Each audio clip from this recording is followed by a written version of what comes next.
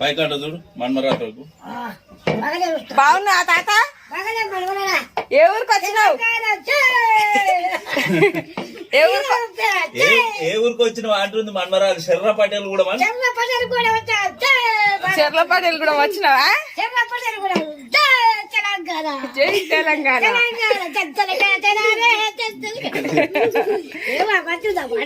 బాగుంది తాత